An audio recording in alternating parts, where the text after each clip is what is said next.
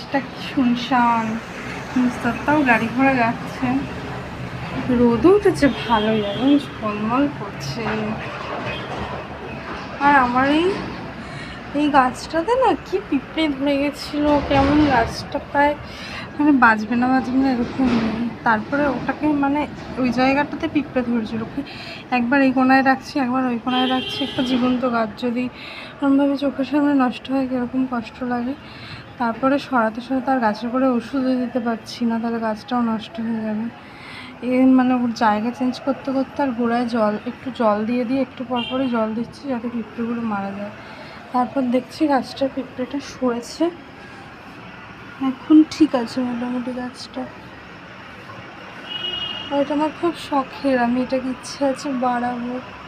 এর জায়গা চেঞ্জ করে রেখেছি, প্রচুর পিঁপড়ে ধরে গেছিলো আর গাছের গোড়ায় মাটিটা পুরো বালি বালি হয়ে গেছে।